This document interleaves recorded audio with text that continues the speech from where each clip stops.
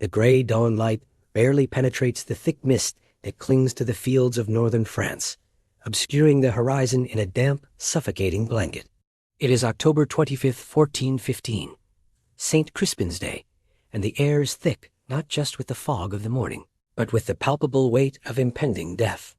In the center of this damp, claustrophobic stage stands a ragtag army of Englishmen, exhausted, starving, and outnumbered by a force that seems to stretch to the very edges of the earth.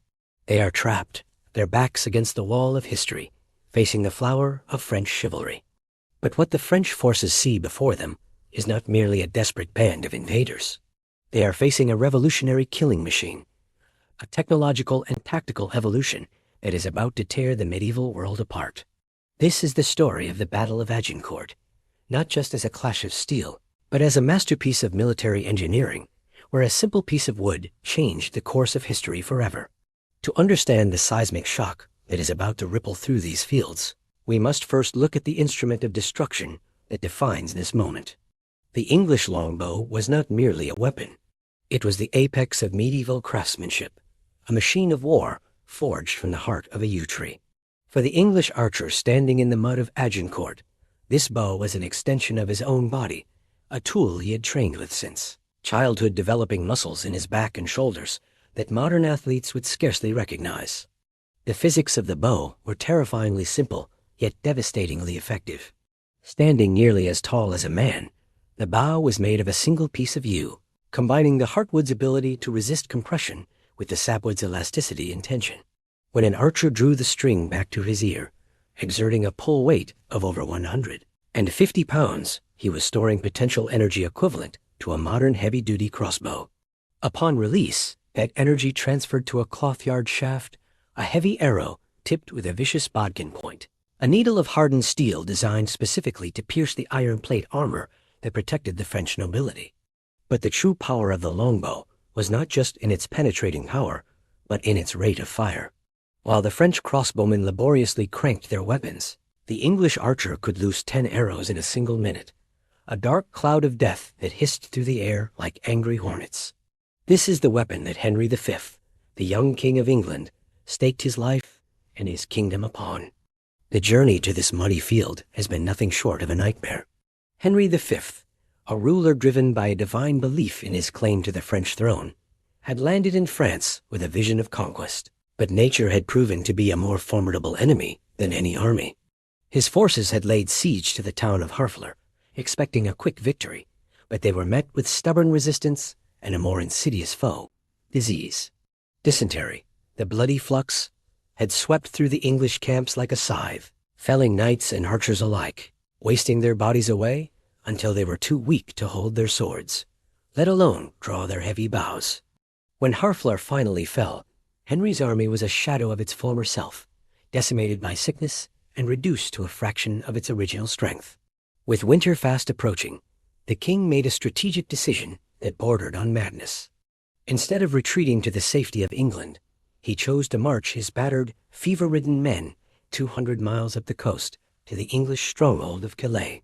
It was a move meant to show defiance, a statement that he still held claim to the land, but it was a move that played directly into the hands of the French. The French, sensing blood, had mobilized the largest army seen in the 100 Years' War. They blocked Henry's path at Agincourt, a narrow strip of land squeezed between two dense forests. To the north lay the village of Masoncelles, and to the south the trees of Agincourt. The French forces were massive, numbering perhaps 30,000 to the English's 6,000. They were an army built for glory, a dazzling display of feudal power. Heavily armored knights on powerful destriers, their armor polished to a mirror sheen, heraldic banners snapping in the wind. They viewed the English army with contempt. The French aristocracy, eager for ransoms and honor, saw this as a hunting party, an easy opportunity to capture a king and humble the upstart English. They underestimated Henry's desperation, and they fatally underestimated the lethality of the men in ragged leather jerkins standing behind a wall of sharpened stakes. The night before the battle, the atmosphere was thick with tension and silence. The English knew they were likely to die. Rain fell relentlessly, turning the freshly plowed field into a quagmire. Henry's men, shivering in the cold, Listen to the sounds of the French camp behind them, trumpets blaring, the sound of feasting, and the confident boasts of men who believed victory was already theirs. But within the English lines, a profound discipline took hold. They were not feasting. They sharpened their bodkin points, checked their bowstrings, and crucially, drove 6-foot-long sharpened stakes into the ground in front of their positions. These stakes were the Achilles heel of the French cavalry. Planted at an angle, they would impale any charging horse, turning the knight's greatest asset into a death trap. It was a simple defensive tactic, but one that required nerves of steel to execute. The archers knew that if the cavalry broke through, they would be trampled into the mud. There was no retreat. It was victory or death. October 25th, 1415. A muddy field in northern France.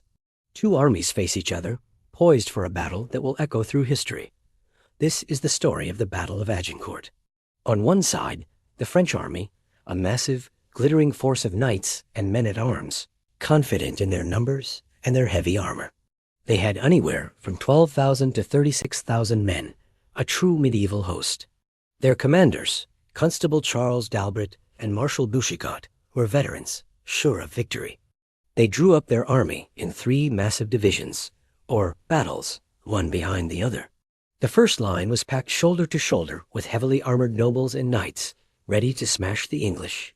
On the flanks, they positioned their cavalry, 1,000 strong on each side, tasked with overwhelming the English archers. Their plan was simple, a frontal assault to crush the tiny English force through sheer weight of numbers and steel. The ground was freshly plowed and soaked by days of rain, a detail that seemed minor but would prove catastrophic. On the other side, King Henry V of England. His army was a shadow of what it had been. After a long and grueling siege at Harfleur, sickness and exhaustion had taken their toll. He had, at most, 6,000 to 9,000 men. The vast majority of them were his secret weapon, the English and Welsh longbowmen. Henry was a brilliant and pragmatic commander. He understood his army's weakness in numbers, but also its unique strength. He chose his ground carefully, a narrow strip of land between 2 dense forests. This effectively neutralized the French numerical advantage, creating a bottleneck. The woods on either side would protect his flanks, preventing the French from simply surrounding him. Henry arranged his men in a single thin line. He placed his knights and men-at-arms in the center and on the wings, dismounted and ready for a brutal fight. But the real genius of his plan lay in the deployment of his archers. He pushed them forward in wedge-shaped formations that jutted out from his main line. This meant they could shoot not only straight ahead, but also into the flanks of any force that attacked his center. And to protect his archers from the inevitable cavalry charge, he ordered them to do something simple yet revolutionary. Each archer was to cut a long wooden stake, sharpen both ends, and plant it in the ground in front of them, angled towards the enemy. These stakes would form a deadly makeshift fence, invisible to a charging horse, until it was too late. For hours, the two armies stood facing each other in the cold morning light. The French, arrogant and impatient, were waiting for more reinforcements to arrive and swell their already massive numbers. They expected the exhausted English to surrender or make a desperate, foolish attack. But Henry was a master of psychology. He knew his men were tired, hungry, and outnumbered. He needed to act. So, he made a daring move. He ordered his entire army to advance. Imagine the scene. This tiny English force, in complete silence, pulls up its defensive stakes, advances about 1,000 yards, closer to the French lines, and then replants them. They were now well within the extreme range of their longbows. This was an audacious taunt, a direct challenge to the honor of the French knights. To the French nobility, it was an unthinkable insult. An army of peasants and commoners was daring to advance on them. Their patience snapped. The plan for a coordinated attack was thrown out the window. Honor demanded a response. The French trumpets blared, and the first wave of mounted knights spurred their horses into a charge. This is exactly what Henry had wanted. The French cavalry thundered across the muddy field, their banners flying, the ground trembling under their hooves. Their target, the exposed-looking English archers on the flanks. But the ground, churned into a thick, clinging mud by thousands of hooves, began to slow them down. The horses, bred for power, not for slogging through a quagmire, struggled with every step. And then Henry gave the order. His archers drew back their mighty yew longbows. A single word from the king, and the sky went dark. 10,000 arrows arced into the air, a terrifying, whining sound filling the sky before they plunged down into the charging cavalry. The English longbow was a devastating weapon. It could be fired with incredible speed, up to 10 or 12 arrows a minute, and its heavy bodkin point arrowheads could punch through all but the very best plate armor. The arrow storm was relentless. Horses screamed and fell, throwing their heavily armored riders into the mud. The charge lost all cohesion, turning into a chaotic mass of panicking animals and men. Some knights reached the English lines, only to be impaled on the hidden, sharpened stakes. The first French attack had been utterly broken. Terrified, the survivors turned and fled, but they didn't just retreat. They galloped straight back into the path of their own advancing infantry. Behind the failed cavalry charge, the main body of the French army, the first massive division of dismounted knights and men-at-arms, was already on the move. Thousands of men, encased in 60 pounds of steel plate, trudged slowly and awkwardly across the same muddy field. They were packed so tightly together they could barely lift their arms to wield their weapons. The retreating, panicked horses from the cavalry charge plowed right into them, sowing confusion, trampling men, and breaking their formation before they had even reached the English. And all the while, the English archers continued their deadly work. Having dealt with the cavalry, they now turned their full attention to the slow-moving wall of infantry. They unleashed volley after volley into the dense French ranks. The arrows rained down, finding gaps in armor, hitting faces, limbs, and joints. The effect was horrific. The French front ranks were decimated. Men fell, wounded and dying, but the press of the thousands behind them was so great that they were pushed forward over the bodies of their comrades. The advance became a slow, agonizing crawl through a hell of mud, bodies, and arrows. By the time they finally reached the English line, they were exhausted, disorganized, and demoralized. What followed was a brutal, close-quarters melee. The English men-at-arms, less encumbered by armor and standing on firmer ground, met the exhausted French head-on. It was a vicious scrum of hacking swords, crushing maces, and piercing poleaxes. But here, another of Henry's tactical masterstrokes came into play. His archers, having run out of arrows or finding their targets too close, didn't retreat. They dropped their bows, drew their own sidearms, hatchets, hammers, and short swords, and charged. These were not knights. They were common men, lightly armored or not armored at all. But they were fresh, agile, and fighting for their lives. They swarmed from the flanks, leaping into the chaotic mass of struggling, trapped French knights. A heavily armored knight, exhausted and stuck in the mud, was an easy target for a nimble archer with a hammer.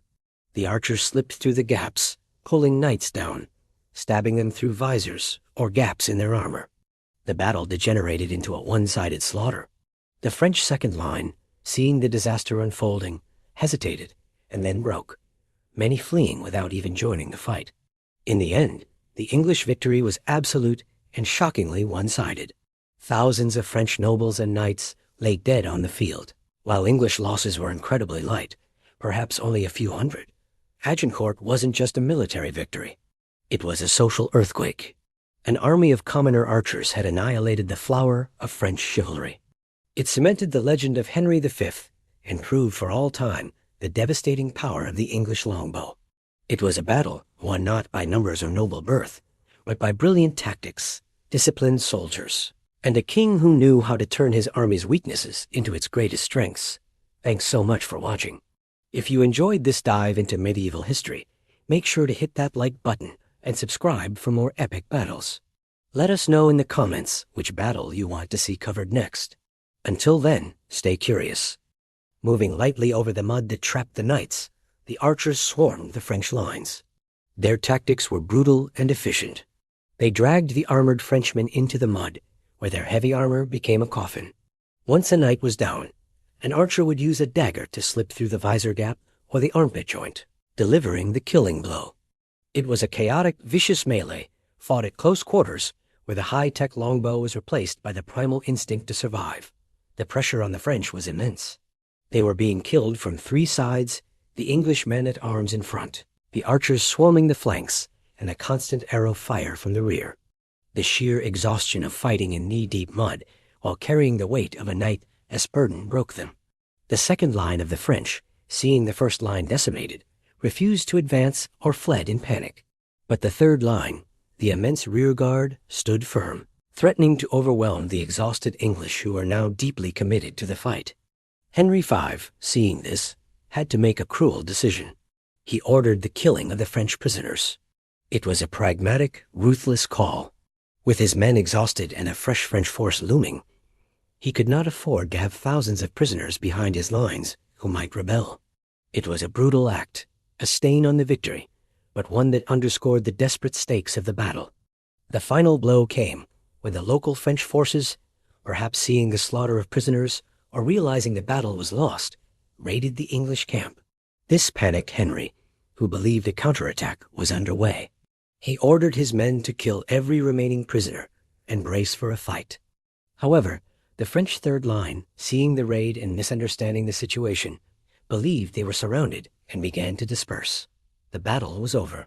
The field, once a green strip of land, was now a scarlet landscape of carnage. The mud was so thick with blood that it was said to run in red rivulets. The flower of French nobility lay dead or dying. The Constable of France, the Admiral, and dozens of dukes and counts were among the fallen. The cost to the French was catastrophic. Estimates suggest they lost between 7,000 and 10,000 men. The English, by contrast, had lost remarkably few, perhaps only a few hundred. It was a victory that defied all logic, a triumph of discipline and tactical innovation over brute force and numbers. At the center of it all was the king himself. Henry V walked the field with his brothers, weeping for the fallen French and English alike, the magnitude of the slaughter weighing heavily on his soul. He gave thanks to God, for he knew that survival on this scale was nothing short of a miracle. The Battle of Agincourt was more than just a battle. It was a turning point in the history of warfare. It signaled the end of the unquestioned dominance of the mounted knight on the battlefield. The longbow, wielded by professional yeomen, had proven that discipline and firepower could shatter the feudal order. It was a stark lesson that technology and tactics could overcome the aristocratic monopoly on violence. The English longbow tactics employed that day refusing the attack, choosing the ground, using the stake as a defensive barrier, and the devastating, rhythmic arrow storm became the stuff of legend, studied by military strategists for centuries to come. As we look back at the mud and the blood of Agincourt, we see a moment frozen in time, where the fate of nations hung by a thread.